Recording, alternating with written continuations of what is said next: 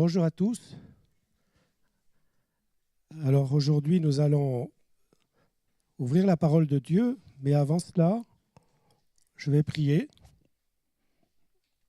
Et après, je vous donnerai un témoignage. Et ensuite, nous entrerons dans cette méditation. Père, je te remercie au nom de Jésus, parce que tu es là, présent au milieu de nous.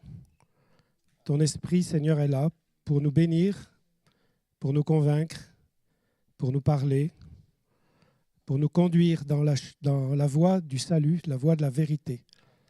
Merci, Seigneur, parce que tu es là pour chacun d'entre nous, en particulier, pour tous ceux qui n'ont pas pu se joindre à nous, mais qui vont suivre sur Internet. Seigneur, merci pour les moyens technologiques d'aujourd'hui qui permettent à ta parole d'être diffusée sur toute la terre, de courir avec vitesse, comme dit ta parole, et pour atteindre les cœurs les plus éloignés de toi. Seigneur, merci de ce que dans son temps, je pouvais écouter l'Évangile à la radio et tu avais touché mon cœur. Tu continuais à me parler suite avec ce que j'avais déjà entendu dans l'Église. Et aujourd'hui, Seigneur, ce n'est plus la radio, mais c'est d'autres moyens, mais tu peux atteindre quelques cœurs qui aujourd'hui, peut-être par hasard, va tomber sur cette vidéo et va écouter l'Évangile. Que ta grâce soit sur chacun d'entre nous, Seigneur. Dispose nos cœurs à écouter ta voix. Seigneur, que je puisse par ta grâce, par ta miséricorde, être ton témoin et porter ta parole. Au nom de Jésus. Amen. Au nom de Jésus. Voilà, ce n'est pas une formule magique, mais c'est une proclamation. Que ce qu'on veut faire, ce qu'on fait, on ne le fait pas par nous-mêmes, ni pour nous-mêmes, pour Jésus. Amen. Un petit témoignage déjà, un petit en longueur, mais un grand témoignage en fait. J'ai travaillé pendant 11 ans en Afrique comme missionnaire. Mon rôle était d'assister les missionnaires. Et dans les dernières années, j'ai travaillé dans une région hostile à l'Évangile. Mais il y avait des âmes qui avaient besoin d'entendre la parole de Dieu et des âmes qui ont reçu la parole. Donc, j'allais soutenir des frères qui étaient missionnaires d'une autre région et qui venaient dans cette région pour parler de l'Évangile. Et j'ai trouvé tout récemment une petite vidéo dont je vais vous faire voir un extrait qui montre exactement ce que je faisais pour le soutien des missionnaires, pour aller dans des villages où le nom de Jésus n'était pas connu. Et je me souviens même que dans un certain village, les gens croyaient que cette histoire s'était passée la semaine dernière. Ils ne savaient pas que ça faisait 2000 ans. Et ils étaient touchés, ils voulaient donner leur vie à Jésus. Et ils voulaient savoir comment faire pour le suivre. Donc, sans plus attendre, c'est aussi l'introduction à ce qui va suivre. Je vais demander donc à la technique de bien vouloir...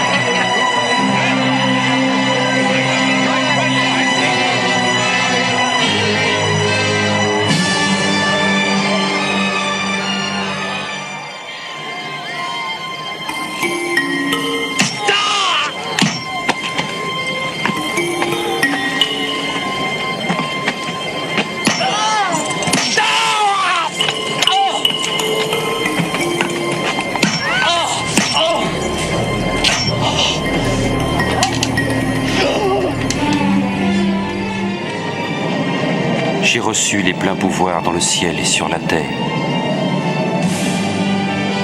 Allez donc dans le monde entier, faites des disciples parmi tous les peuples, baptisez-les au nom du Père, du Fils et du Saint-Esprit. Apprenez-leur à obéir à tout ce que je vous ai prescrit. Et je suis moi-même avec vous chaque jour jusqu'à la fin du monde. Amen.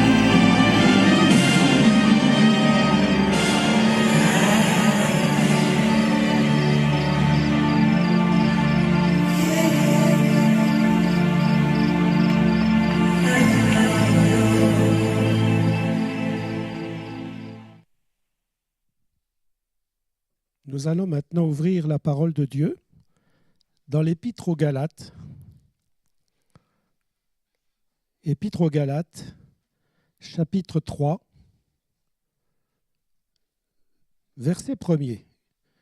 Uniquement le verset 1er.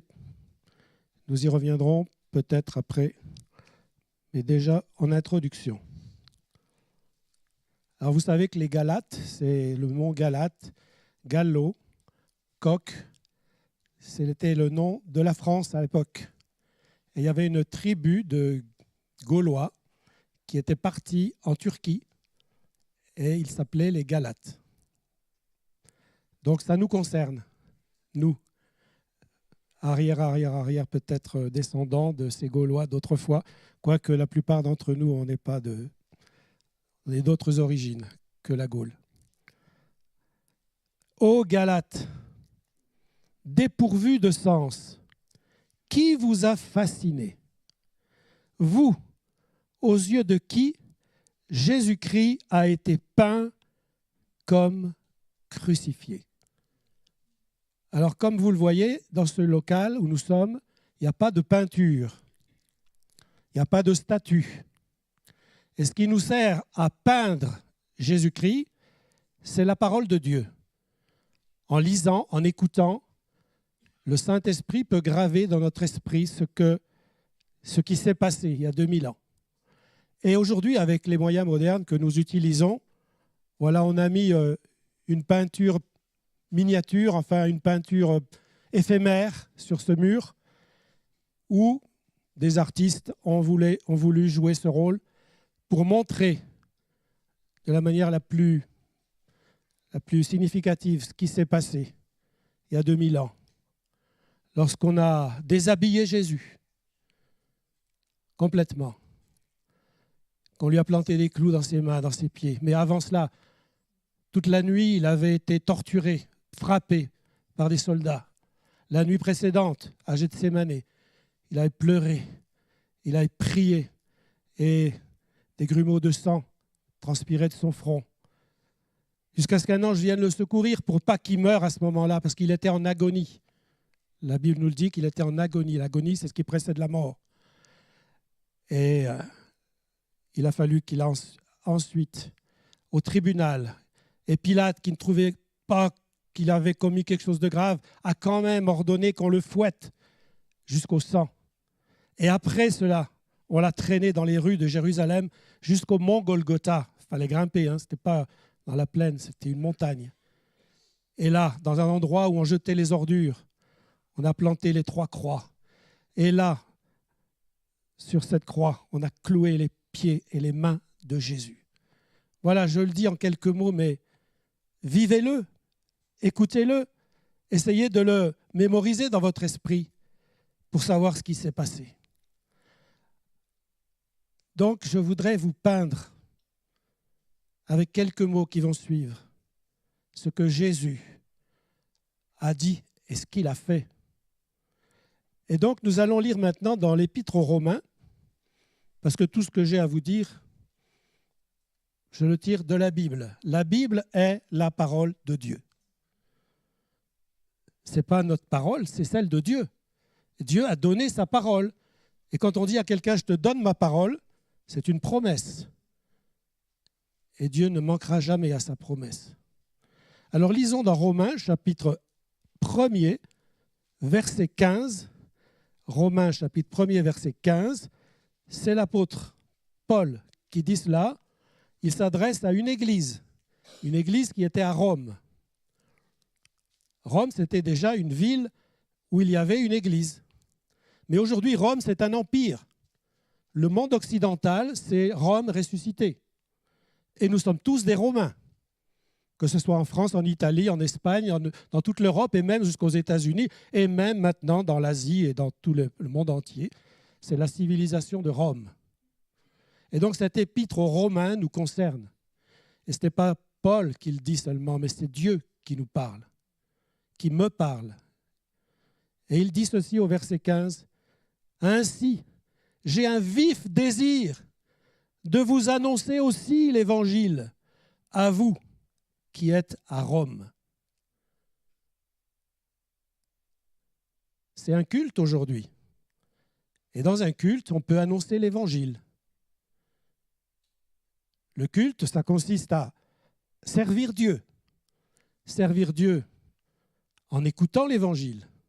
Servir Dieu en vivant l'Évangile. Et voilà ce qu'il dit un peu plus loin dans le verset suivant. Et je pense que c'est notre cas, à nous tous qui sommes là. Et si ce n'est pas le cas, c'est le moment d'y réfléchir. Et je sais que je m'adresse aussi à des personnes qui sont en ligne sur Internet. Et écoutez bien, parce que c'est la parole de Dieu. Voilà ce que dit Paul, ce que dit Dieu, ce que je dis. Car je n'ai point honte de l'Évangile. C'est la puissance de Dieu pour le salut de quiconque croit. Du juif, premièrement, puis du grec. Alors, il y avait deux catégories de gens qui sont encore aujourd'hui. Le peuple terrestre, le peuple d'Israël, et le peuple céleste. Dieu avait dit à Abraham, « Je te multiplierai ta postérité comme le sable, c'est la terre, et comme les étoiles, c'est le ciel. » Nous sommes le peuple de Dieu, juifs ou grecs. Ça veut dire en fait les juifs et les non-juifs. Je ne sais pas si vous, ici, vous avez une ascendance d'Israël, mais quoi qu'il en soit, si vous êtes venus à Jésus, vous appartenez à Jésus et vous êtes son peuple. Des deux, Dieu en a fait qu'un, son peuple. Alors, puisque Paul et nous, ici, on a le désir et on n'a pas honte de l'Évangile, il faut l'annoncer, il faut le dire. L'Évangile, c'est une bonne nouvelle. La bonne nouvelle d'entrer dans le royaume de Dieu. Le royaume de Dieu, c'est qu'il y a un roi et il y a un territoire sur lequel il règne. Le territoire sur lequel il règne, ce roi, c'est nos cœurs. Règne-t-il dans ton cœur? Est-il ton roi? Ou es-tu le roi de ta vie? Ni Dieu, ni maître. Peut-être quelqu'un se dit, mais moi, je n'ai pas besoin de Dieu, je me suffis à moi-même. J'ai tout ce qu'il me faut. Entrer dans le royaume de Dieu, Dieu est le Père, il a donné son Fils, et à ceux qui reçoivent l'Évangile, comme vous l'avez reçu la plupart d'ici, cette parole, l'Évangile, a donné le pouvoir de devenir enfant de Dieu. Dieu a donné son Fils unique, mais maintenant il a une grande famille, une immense famille sur toute la terre, et ici présent également. Cette famille, c'est la famille de Dieu. Comment on entre dans la famille de Dieu? Comment on entre dans notre propre famille, quand vous êtes arrivé dans votre famille? Moi, je suis arrivé par ma famille parce que je suis né. Je suis arrivé dans ma famille par la naissance. Mais ça, c'est une naissance terrestre qui aura une fin terrestre. Pour entrer dans la famille de Dieu, pour que Dieu devienne notre Père et Jésus notre frère aîné, il faut renaître. À ceux qui l'ont reçu, il a donné le pouvoir de devenir enfant de Dieu. Le pouvoir, tu peux. Verbe pouvoir, je peux, tu peux, il peut, nous pouvons, vous pouvez, ils peuvent. Nous pouvons entrer dans la famille de Dieu. C'était possible aujourd'hui. À toi de décider maintenant. Tu peux devenir enfant de Dieu maintenant. À cet instant, n'attends pas demain. N'attends pas la fin de cette réunion. Pendant que tu entends, tu peux répondre à Dieu, je veux entrer dans cette famille. Je veux devenir enfant de Dieu, j'accepte cet évangile. Je l'ai déjà entendu et je veux le réécouter encore. Ici, nous sommes une église. Ça veut dire une assemblée de Dieu. Une église, ce n'est pas un club. Ce n'est pas une association. C'est une église. Il y a bien sûr des nécessités administratives. Si nous sommes une église, Jésus dit, vous êtes tous frères. Frères et sœurs. On est une fratrie. Dans une fratrie, il y a des garçons et des filles. Et donc, nous entrons dans cette église et nous devenons enfants de Dieu par la nouvelle naissance, la deuxième naissance. Vous connaissez ce texte? Peut-être faut-il le lire, c'est dans Jean, chapitre 3, verset 3. Allez, je vous le lis. J'ai apporté ma Bible, je n'ai pas copié les versets, pour une fois. Donc, Évangile de Jean, c'est le 4e, chapitre 3, verset 3.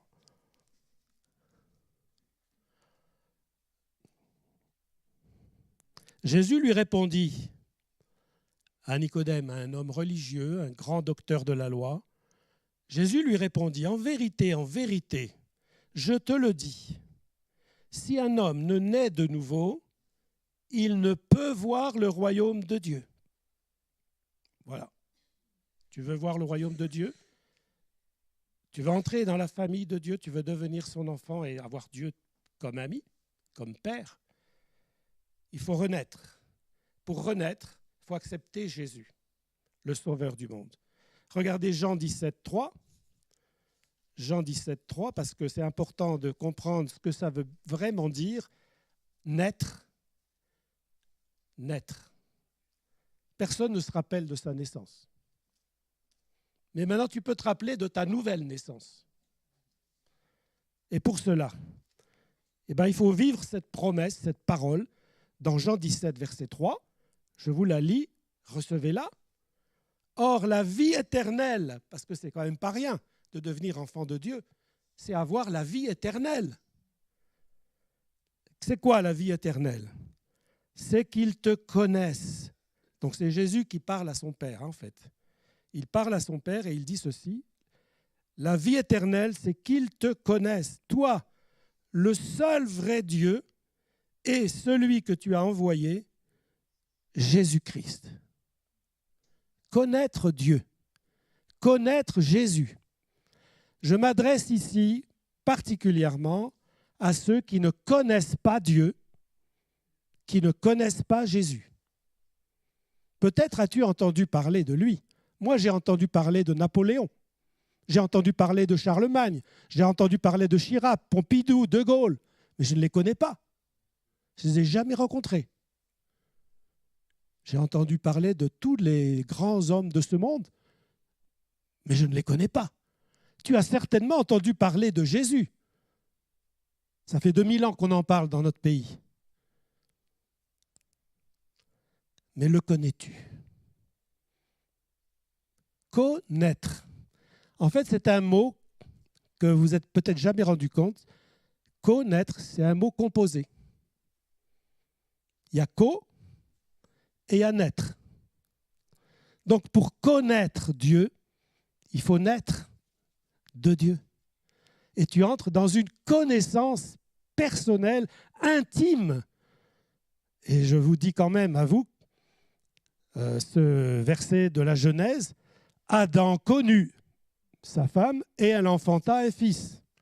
Donc le verbe connaître va beaucoup plus loin que la connaissance intellectuelle. Ça parle d'une relation intime et personnelle, unique. Tu peux entrer dans cette relation aujourd'hui. Mais le veux-tu? Beaucoup de gens disent, oui, l'évangile, c'est marqué dans la Bible. Le don gratuit de Dieu, c'est la vie éternelle. Ouais, tout ce qui est gratuit, ça n'a pas de valeur. Si ça coûtait cher, je ferais des efforts. Mais tout ce qu'on achète, pour lequel on a dépensé, on y tient. Mais ce qui nous est offert gratuitement, dans la boîte aux lettres, je reçois plein de papiers gratuits. C'est gratuit. Des fois, je reçois des échantillons gratuits. Qu'est-ce que j'en fais? La plupart du temps, ça va à la poubelle. Parce que ça n'a pas de valeur. Mais le don gratuit de Dieu, quelqu'un a payé pour toi. Quelqu'un a investi pour toi. Tu peux dire, oui, mais pas besoin, moi. J'ai tout ce qu'il me faut. Eh bien, reste dans ton état. Mais un jour ou l'autre, ça s'arrêtera. Et là, si tu ne fais pas le bon choix, et ça sera peut-être trop tard pour le faire, ça t'est donné aujourd'hui de faire ce choix, de dire j'écoute et je crois que ma vie sur terre est passagère et qu'ensuite il y a des comptes à rendre. Tout est noté, tout est enregistré. D'ailleurs, combien de fois, peut-être ça t'est arrivé, de te rappeler de quelque chose que tu avais complètement oublié? Ça date de 20 ans, 30 ans et ça revient à ta mémoire comme ça. Tout est inscrit déjà dans ton cerveau. Et si c'est inscrit dans ton cerveau, c'est inscrit aussi devant Dieu. Ce n'est pas de la morale que je veux dire, mais je veux juste vous rappeler que si quelqu'un a menti, il est quoi? Menteur. Si quelqu'un a volé, il est voleur. On peut faire une autre liste, hein. Je ne vais pas vous faire tous les détails. Si quelqu'un a péché, il est pécheur. Et Jésus a donné sa vie pour les pécheurs. Pour moi, pour toi. Donc Dieu veut effacer ton péché au prix de son sacrifice. Certains se disent, mais pourquoi Dieu a-t-il abandonné son Fils? Mais son Fils a voulu donner sa vie. Il a dit, je la donne de moi-même, parce qu'il fallait qu'il meure pour pouvoir vaincre la mort. Personne ne peut vaincre la mort s'il ne meurt et revient à la vie, pour toujours. Jésus l'a fait. Il a vaincu sa mort, ta mort. Il est mort pour moi, il est mort pour toi, et il est ressuscité, il est vivant. On l'a vu à la fin de cette vidéo. Il est vivant. Et il a promis qu'il serait avec nous tous les jours jusqu'à la fin du monde. Et aujourd'hui, il est là, présent au milieu de nous. Parce qu'il l'a promis. Allez par tout le monde, annoncez la bonne nouvelle, et je serai avec vous tous les jours, jusqu'à la fin du monde.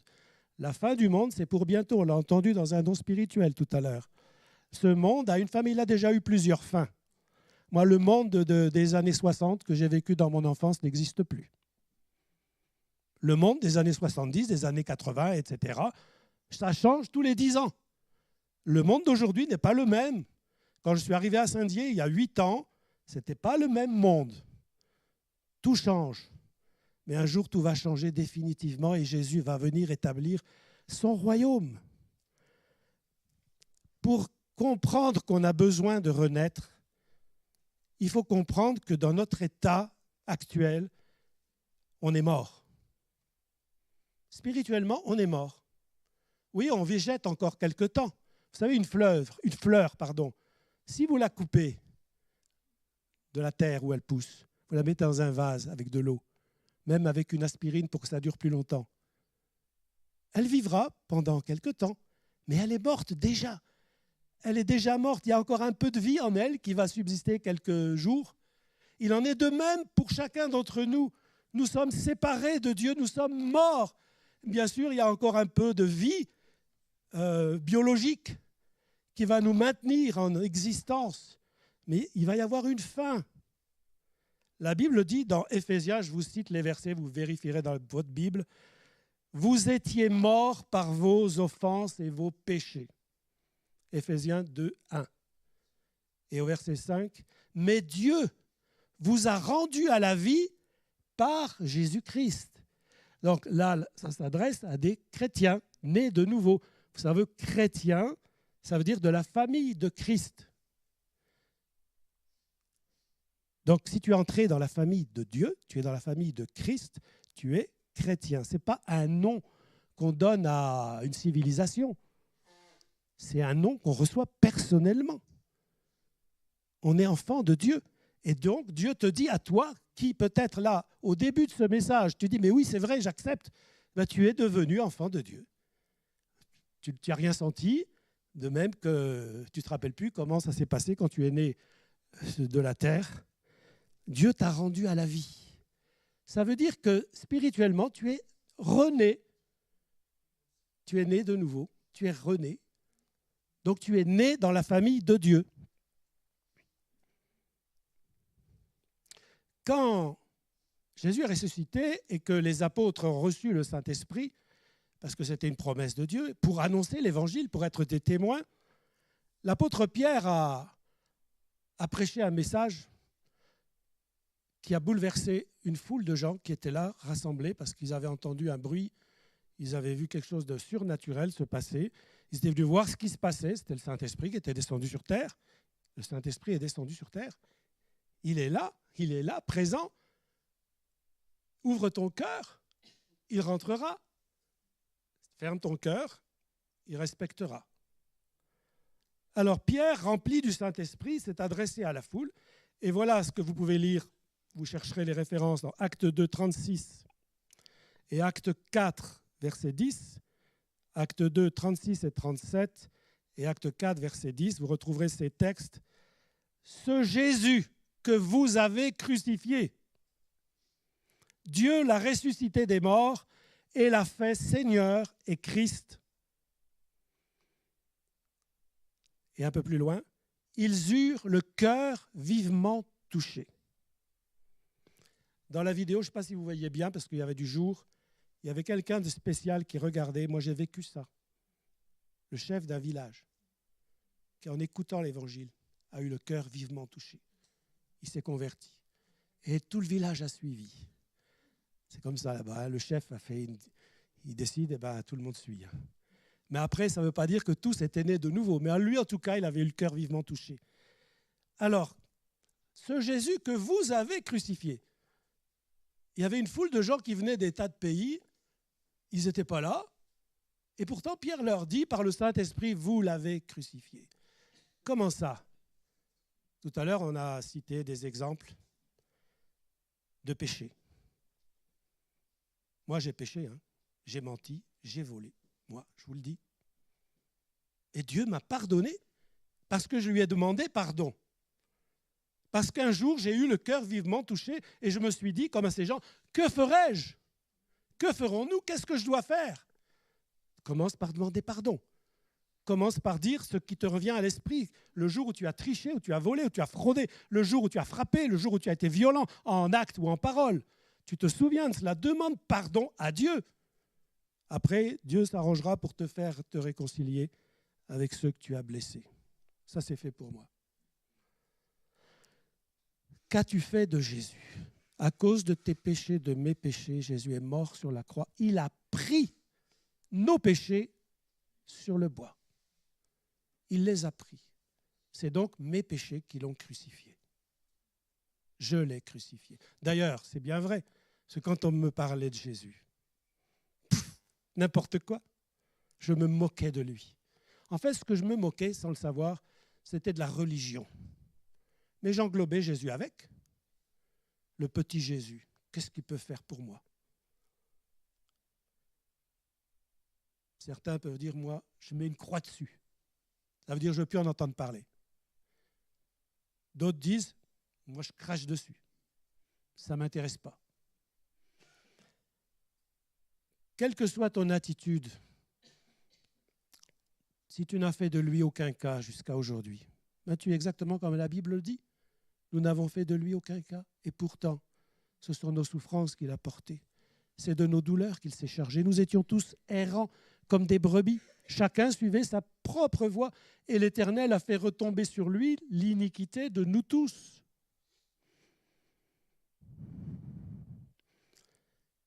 Ils eurent le cœur vivement touché. Est-ce que quelqu'un ici veut se laisser toucher par Jésus? Quelqu'un ici, ou sur Internet, pendant que quelqu'un écoute là-haut, peut aujourd'hui accepter Jésus, accepter la vie, accepter le Créateur de la vie. Et si tu fais cela, tu ne seras plus jamais la même personne. Il y aura un avant et un après. Toutes choses deviennent nouvelles. ta vie change. Elle commence à changer d'une manière assez radicale et ensuite elle change encore jusqu'au retour de Jésus où nous serons semblables à lui. Dans 2 Corinthiens chapitre 5, verset 20, je dis avec l'apôtre et avec le Saint-Esprit, et je pense que des personnes ici peuvent le dire avec moi, dans le fond de leur cœur, au nom de Jésus, comme c'est écrit, 2 Corinthiens 5, 20, nous vous en supplions, au nom de Jésus-Christ, soyez réconciliés avec Dieu. La réconciliation. Ça concerne 2 personnes, Dieu et toi.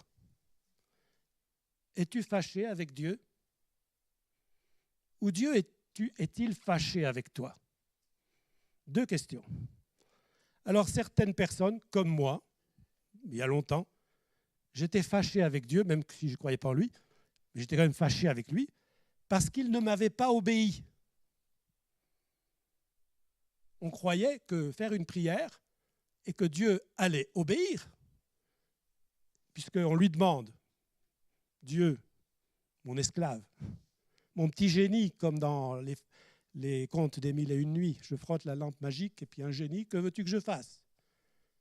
Dieu n'est pas un génie, il est notre créateur, notre Seigneur, il est Dieu, il tient nos vies entre ses mains, il peut l'arrêter en un instant. Et moi, un jour, je lui ai demandé quelque chose et puis ça ne s'est pas fait. Il ne m'a pas obéi. Alors j'étais fâché avec lui. Deuxième question, Dieu est-il fâché avec toi? Non. Dieu n'est pas fâché avec toi. Mais il est fâché contre le péché et l'injustice. La colère de Dieu dans le livre des Romains, chapitre 1 ou 2, je ne sais plus. La colère de Dieu se révèle du ciel contre toute impiété et toute injustice. Dieu est en colère, pas contre toi, contre le péché. Il t'aime. Si tu ne crois pas que tu es perdu, tu n'y crois pas. Mais tu es perdu quand même. Tu es, comme décrit l'évangile de Luc, chapitre 15, une brebis perdue.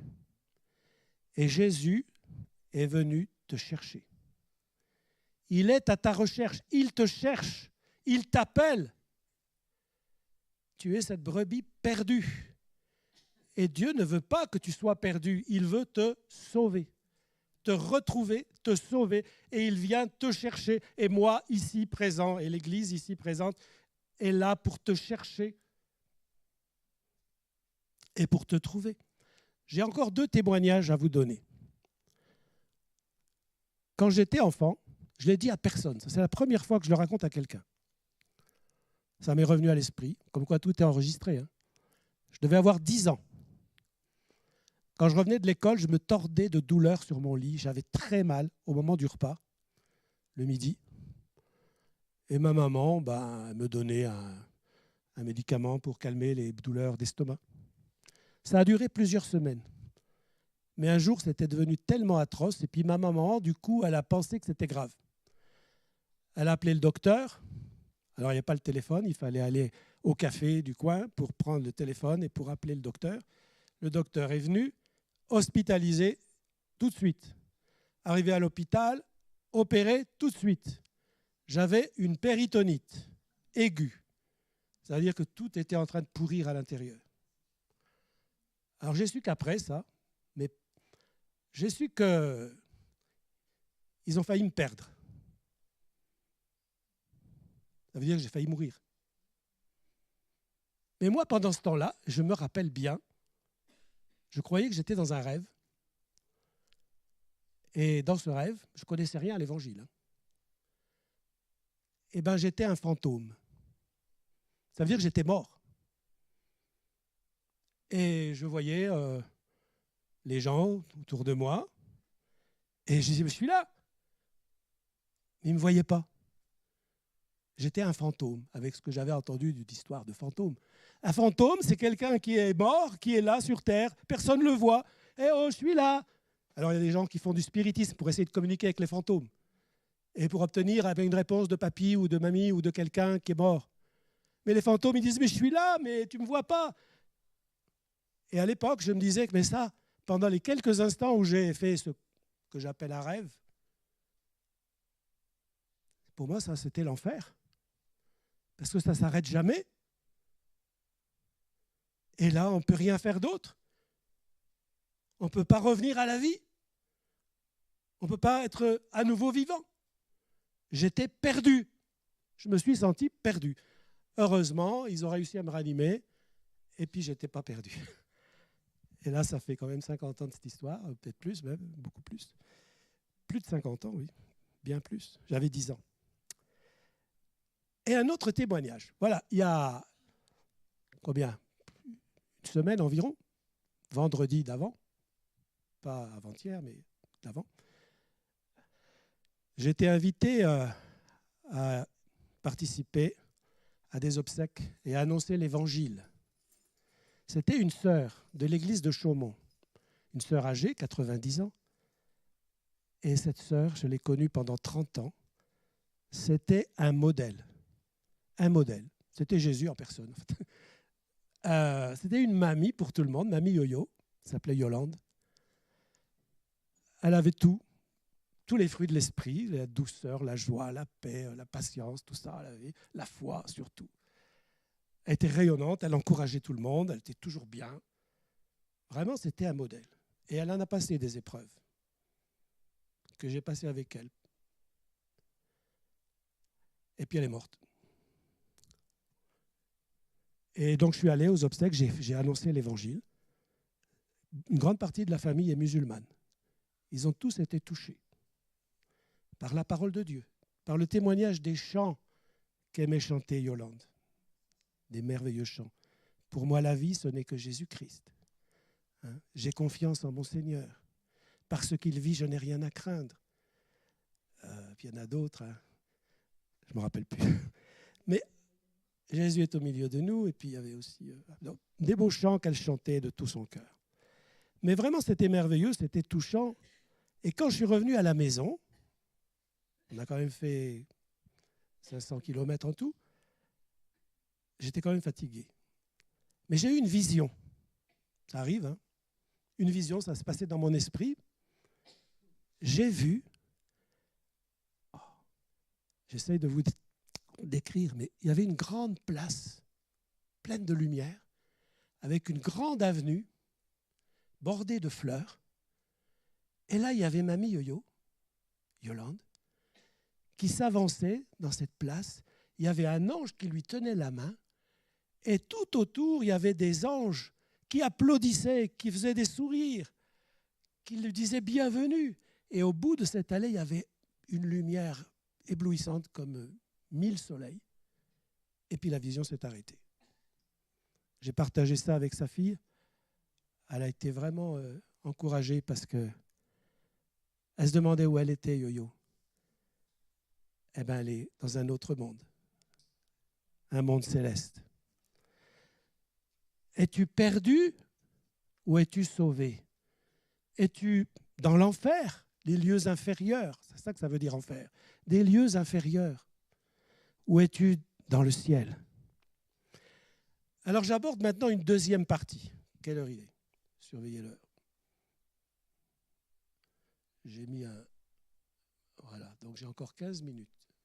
On va essayer de réduire. Maintenant que la brebis est retrouvée,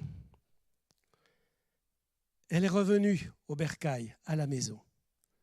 Elle était perdue, le berger l'a prise, l'a ramenée à la maison, l'a prise sur ses épaules. Elle est là avec d'autres brebis qui étaient là déjà à la maison.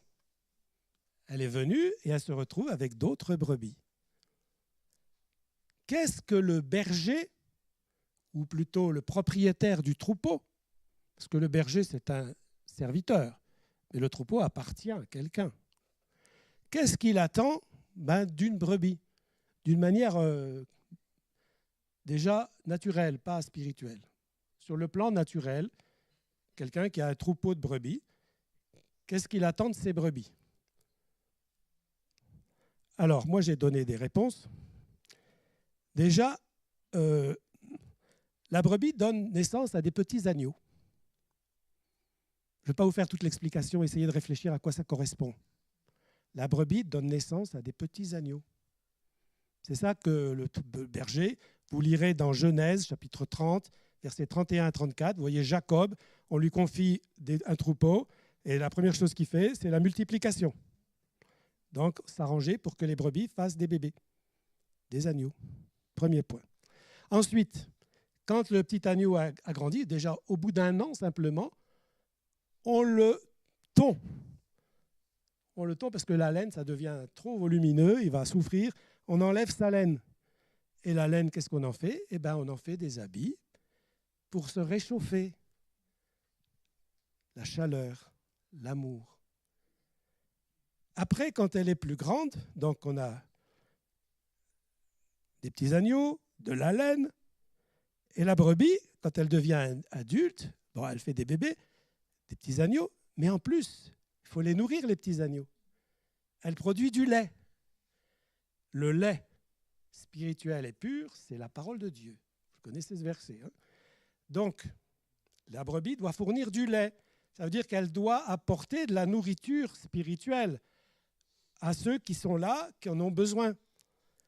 Et puis ensuite, alors ça c'est vers la fin, généralement, parfois c'est même avant la fin. La brebis fournit de la viande.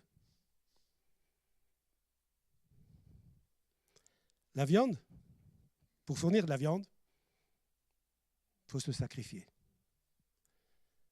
Et c'est ce qui arrive à la brebis. À un moment donné, même quand elle n'est pas encore vieille, hein, même quand elle a juste 1 an, elle est offerte en sacrifice. Et on se sert de sa viande pour se nourrir. Le propriétaire du troupeau doit veiller sur ses brebis. Et il emploie pour cela des bergers et des bergères. Et oui, si vous lisez, moi je parle le plan naturel, hein. Après spirituellement c'est autre chose. Vous lisez dans le livre de la Genèse, vous retrouverez ces passages. Il y a David. C'était le petit dernier de la famille. Donc les bergers, c'était les membres de la famille, n'est-ce pas? Moi, en Afrique, j'ai vu ça. Les bergers, c'était les membres de la famille, les enfants, qui allaient garder les troupeaux. Ce n'était pas le patron, c'était les enfants. Et il y avait Rachel, il y avait Rebecca, qui était bergère et qui s'occupait des troupeaux. Mais parfois, ça ne suffisait pas, parce que le troupeau était très grand. Alors, il employait des apprentis bergers. Et parfois, ces apprentis bergers devenaient des bergers professionnels. Mais ils étaient salariés. Ils ne se mettaient pas en peine des brebis. Et je vous raconte un dernier témoignage, après on va arrêter là. J'étais autrefois, donc avant de venir à Saint-Dié, en Haute-Marne. C'est un pays où il y a plus de vaches que d'habitants, plus d'animaux, disons domestiques, des brebis, des moutons. Et à une époque, on se plaignait, enfin les bergers, les éleveurs se plaignaient parce que leur troupeau de moutons était retrouvé mangé au niveau des entrailles. Et on disait que c'était des loups.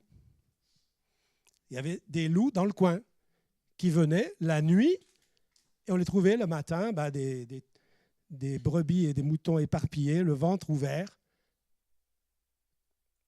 Mais ce qui m'avait quand même peiné, quand je lisais ces documents, ces articles de journaux, c'est qu'ils mettaient les troupeaux de moutons sans berger, à la lisière de la forêt. Les loups disaient, mais on nous offre à manger. On nous a servi le repas. Je ne vous donne pas l'explication spirituelle. Réfléchissez-y. Voilà, je sais que le temps est imparti, il va arriver à son terme. Je vous ai parlé selon le cœur, ce que Dieu avait mis sur mon cœur. Dieu est le grand berger, le souverain pasteur des brebis. Nous sommes ses brebis, nous sommes le troupeau de son pâturage. Je vous lis un dernier verset. Allez, encore 1 minute. 1 Thessaloniciens 5, verset 11. Le bon berger se sert de son troupeau. Là, on parle spirituellement. Les moutons ne veillent pas les uns sur les autres. Mais nous ne sommes pas des moutons. Nous sommes des hommes, des femmes. Et voilà ce qu'il nous dit dans 1 Thessaloniciens 5, 11. Ce n'est pas que le pasteur qui fait ça. Exhortez-vous réciproquement et édifiez-vous les uns les autres. Chacun se place dans la position de les uns et regarde autour de lui les autres. Tu n'es pas les uns et les autres, tu es les uns. Et autour de toi sont les autres. Exhortez-vous réciproquement et édifiez-vous les uns les autres. Amen. Seigneur, je te remercie pour ta parole. J'ai dit à mes frères et sœurs, pour les uns, je suis leur petit frère, pour d'autres, leur grand frère. Rien de plus. Nous sommes frères. Et j'ai dit ce que tu m'avais dit de dire. Je le crois. Je te demande que ton Saint-Esprit continue à parler à chaque cœur. S'il y en a qui ne te connaissaient pas, qui ont entendu ce message, qu'ils puissent venir à toi, venir au bon berger qui prendra soin de sa vie. Et aide-nous, nous tous ici présents, à être pour les uns et les autres, de ceux qui prennent soin les uns des autres, qui prennent soin des nouveaux, qui prennent soin des anciens. Seigneur, si nous devons nous offrir en sacrifice, renoncer à nous-mêmes, nous croyons que cela va servir. Alors c'est à quoi tu nous as appelés. Merci Seigneur parce que tu as un plan parfait pour chacun de nous. Et tu le fais. Tu nous travailles, tu nous transformes. Et tu nous mènes à ce grand jour où nous serons avec toi pour toujours. Amen.